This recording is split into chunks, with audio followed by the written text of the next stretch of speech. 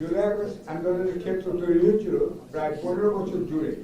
এই ক্ষেত্র প্রস্তুত করেছিল প্রধানত বিএনপির বহু নেতা কর্মী সেই 15 বছর জুড়ে নির্বাচিত হয়েছেন, মামলায় পড়েছেন এবং অন্যায় দমন পীড়নের শিকার হয়েছেন, জেল খেটেছেন, ফাঁসিতে ঝুলেছেন, আত্মগোপনে থাকতে বাধ্য হয়েছেন রাতের পর রাত। বিএনপির এই 1.5 দশকের আন্দোলনের শেষ অংশে দেশ জুড়ে মোট 11টি বিরাট জনসমাবেশ ঘটিয়েছেন। পাশাপাশি জামাত ও হেফাজতের বহু নেতা কর্মীও নির্যাতিত হয়েছেন। হেফাজতের বহু কর্মী নিহত হয়েছেন ঢাকার শাপলা চত্বরে। এখানে আরেকটি কথা মনে রাখতে হবে, এদের সবার আন্দোলন ছিল অহিংস, শান্তিপূর্ণ এবং সংযত। তাই আজ বিএনপি নেতা কর্মীদের মুক্ত কণ্ঠে প্রশংসা করতে চাই তাদের 11টি বিশাল জনসভা এই সাফল্যের জন্য। এতে প্রতিষ্ঠিত হয়েছে শান্তির ভাষা হতে পারে সকল প্রতিবাদের ভাষা। এসবের পেছনে অনুপ্রেরণা জুগিয়েছেন বিএনপি নেত্রী ম্যাডাম খালেদা জিয়া।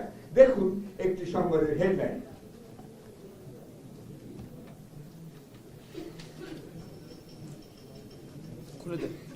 কাতারের এবার হচ্ছে এই হেডলাইনটা এখানে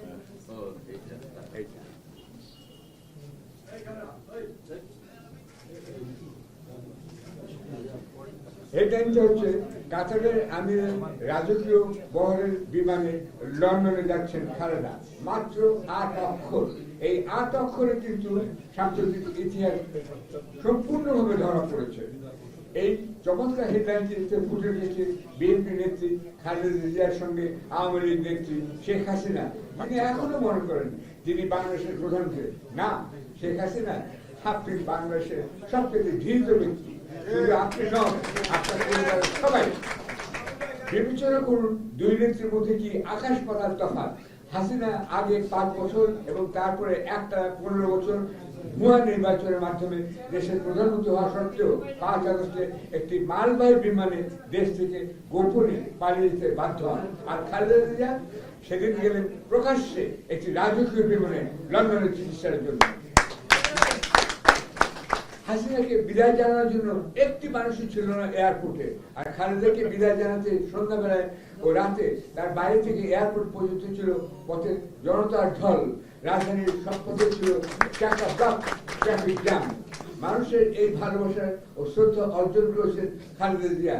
আমি নির্দ্বিধায় বলতে পারি খালেদাই বাংলাদেশের প্রথম মহিলা বীর শ্রেষ্ঠ। এই সম্মান থেকে অর্জন করতে হচ্ছে বহু কষ্টে ও ত্যাগের মধ্যে। তাই তার প্রতি অসীম শ্রদ্ধা দেশে ও বাইরেও ছড়িয়ে পড়েছে। শেখ হাসিনাকে ইন্ডিয়া বাধ্য হয়েছে আশ্রয় দিতে। তিনি লন্ডনে যেতে চাইলেও যেতে পারেন না, কেননা ব্রিটিশ সরকার এদিকে কোনো আগ্রহ দেখায়নি।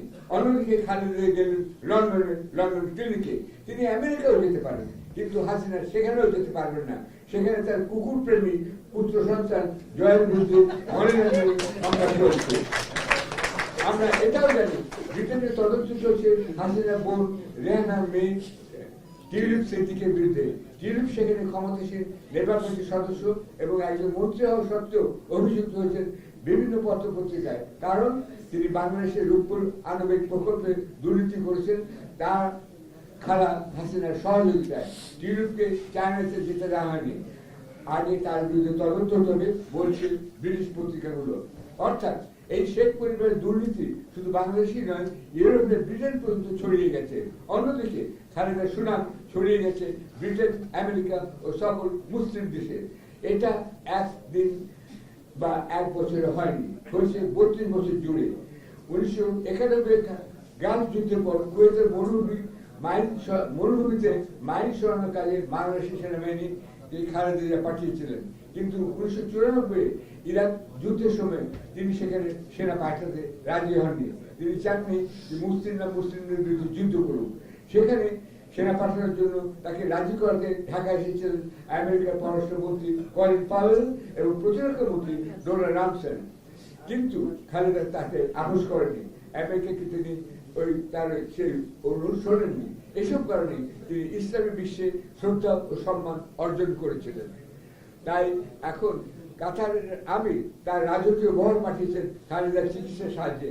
গোটা ইসলামী বিশ্ব, বিশেষত আরব দুনিয়া তাকে শ্রদ্ধা করে, সম্মান করে। তার এই অর্জনে তাকে অনেক কষ্ট করতে হয়েছে।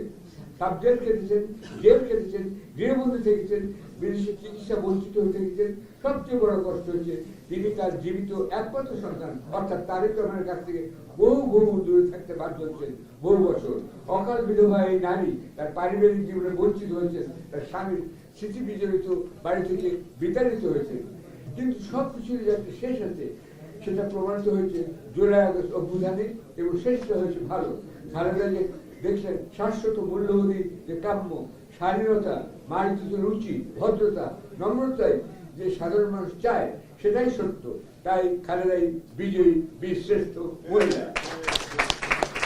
বলা বাহুল্য তাকে পূর্ণ সহযোগিতা করেছেন লন্ডন প্রবাসী তারেক, যিনি বিএনপির ভারপ্রাপ্ত চেয়ারপারসন রূপে গুরুদায়িত্ব পালন করেছেন প্রায় 1.5 দশক জুড়ে। তিনি সফলভাবে বিএনপির নেতৃত্ব দিয়েছেন। আমরা আশা করি মা ও ছেলে শিগগিরই স্বদেশে ফিরে এসে বিএনপিকে আবার নির্বাচনের জন্য প্রস্তুত করবেন এবং বিজয়ী হবেন। আজকের এই আলোচনায় দুটি জিনিস এসছে বারবার, নির্যাতন এবং অপপ্রচার। আমি নিজেও নির্যাতিত হয়েছি, যার ফলে আমার বাম চোখ এবং বাম কান নেই। আমি সলিটারি কনফাইনমেন্ট বা নির্যাতন কারাবাসে ছিলাম প্রায় 1 মাস, সেখানে এই ঘটনাটি ঘটে। আমি নির্যাতনের বিষয়ে আমি নিজের কথা বলবো না, তবে তারেক রহমানের কথা বলতে চাই। আমি তাকে জিজ্ঞাসা করেছিলাম, তোমাকে কি নির্যাতন করেছে তুমি বলো। তারেক রহমান প্রথমে সেটা বলতে চাননি, কিন্তু আমি মনে করি প্রত্যেকের বলা উচিত এবং প্রতিটি কাগজে ছাপা উচিত, অন্তত জায়গাতেই ছাপে আপনাদের প্রতি নির্যাতন হয়েছিল সেটা।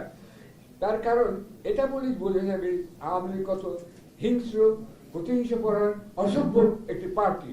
সুতরাং এই নির্যাতনের কথা তোমাকে বলতে হবে। তারেক তোমাকে কি করেছিল?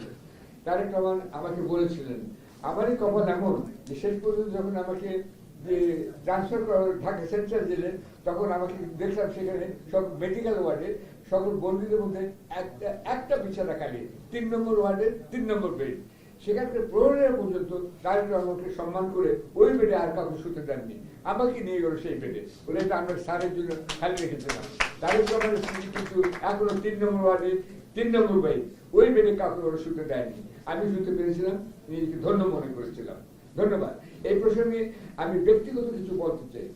আসলে নির্যাতন হচ্ছে এক ধরনের কথা, শারীরিক কষ্ট, কিন্তু অপপ্রচার হচ্ছে মানসিক কষ্ট। অপপ্রচার অনেক সময় নির্যাতনের চেয়ে বড় হতে পারে। আমি নিজে অপপ্রচারের শিকার হয়েছি। একটা হয়েছে যেমন ধরুন এই যে জয় আছে, তাকে হত্যা করার চেষ্টা করেছি নিউ ইয়র্কে, 8022 মাইল এয়ার মাইলস দূরে থেকেও। এটা যে কত বড় জিনিস আপনারা বুঝতে পারবেন না। আমার খুব খারাপ লাগে। আমি যে ভালোবাসার কথা প্রচার করি, ভালোবাসা রোধ করেছি, ভালোবাসার সংখ্যা বের করেছি, আমার বিরুদ্ধে বলা হচ্ছে হত্যার কথা। এটা একটা কথা হলো না, এটা চলতে পারে না, এটা অন্যায়। কিন্তু আমার বিরুদ্ধে সেই মামলা এখনো চলছে। হাইকোর্টে গেলে অ্যাপিল হলে হয়তো আমি ছাড়া পাবো। এখানে আমি বলতে চাই, বিএনপির যেসব নেতা কর্মী বাবর এবং রেজাকুল হায়দার চৌধুরী আছেন, একজন সামরিক বাহিনীর অফিসার ছিলেন তিনি, এদের কিন্তু মুক্তি দেওয়ার ব্যবস্থা করা উচিত দ্রুত। কারণ তারা কেন জেলে থাকবেন, তাদেরকে বের করে আনতে হবে, নেতা কর্মী সবাইকে বের করে আনতে হবে। বেআইনি ভাবে তারা গ্রেপ্তার হয়েছেন, শুধু আইনের দোহাই দিয়ে তাদেরকে এখন জেলে রাখা হচ্ছে। একটা নির্বাহী আইন বা জরুরি আইন করে বিএনপির সকল নেতা কর্মী এবং সকল রাষ্ট্রবন্দীদের জেল থেকে এখনই মুক্ত করা উচিত। নইলে সিরিয়ার মতো ঘটনা ঘটতে পারে। সিরিয়াতে ওরা প্রথমেই সব জেলখানা ভেঙে সব ধরনের বন্দীদের মুক্ত করে দিয়েছে, এটা আপনারা বোধহয় জানেন। আচ্ছা, আর আমার বললাম যে নির্যাতনের চেয়ে অপপ্রচার, আমার ভিতরে একটা অপপ্রচার বলে হচ্ছে যে আমি তাকে জয়কে হত্যা করতে চেয়েছিলাম। আরেকটা যেটা আমাকে খুবই কষ্ট দেয়, সেটা হচ্ছে জায়জারিন আমি টাকার বিনিময়ে বিক্রি করে দিয়েছিলাম।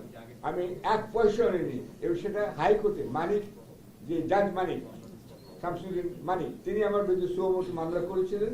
সেই মামলায় আমার পক্ষের উকিল ছিলেন মোহাম্মদ আসাদুজ্জামান রহমান অ্যাডভোকেট, এবং তিনি উত্তরে, যিনি এখন অ্যাটর্নি জেনারেল, তিনি মানিকের প্রশ্নের উত্তরে বলছেন শফিক রহমান 1 টাকাও নেয়নি, নট এ সিঙ্গেল টাকা মাই লর্ড। মানিক অবাক হয়ে গেছিল। সেই মামলা সেখানে স্থগিত হয়ে আছে এখনো, কিন্তু অপপ্রচার এখনো চলছে যে আমি বিক্রি করে দিয়েছিলাম। তাই যদি হতো তাহলে গত 15ই ডিসেম্বরে আমরা জায়গাদের আবার ফিরে যেতে পারতাম না। এখানে জানিয়ে রাখি, পত্রিকাটি আমার হাসিনার বিরুদ্ধে চক্রান্তে আমার পত্রিকাটি বেদখল হয়ে যাওয়ার ফলে এবং আমাকে জেলে রাখা হয়, নির্বাসিত করা হয়। আমি ফিরে এসেছি, বেদখল হওয়া পত্রিকাটির ভবন ও প্রেসকে দখলমুক্ত করেছে, কিন্তু পত্রিকাটির টাইটেল এখন দখলদারের হাতে আছে। তাই বিএনপি নেতা কর্মীরা যদি এ বিষয়ে সচেতন হন এবং জায়গা থেকে আমার কাছে ফিরিয়ে দেওয়ার জন্য অন্তর্বিলম্বে পদক্ষেপ নেন, তাহলে আমি কৃতজ্ঞ থাকবো। তাহলে আপনাদের নেতা ও নেত্রী হয়তো এবং গোটা বিএনপি যে উপকৃত হবে সেটা আপনারা নিশ্চয়ই বোঝেন। তাই এ বিষয়ে আপনাদের সবার দ্রুত সাহায্য কামনা করছি। ধন্যবাদ কথাগুলো শোনার জন্য।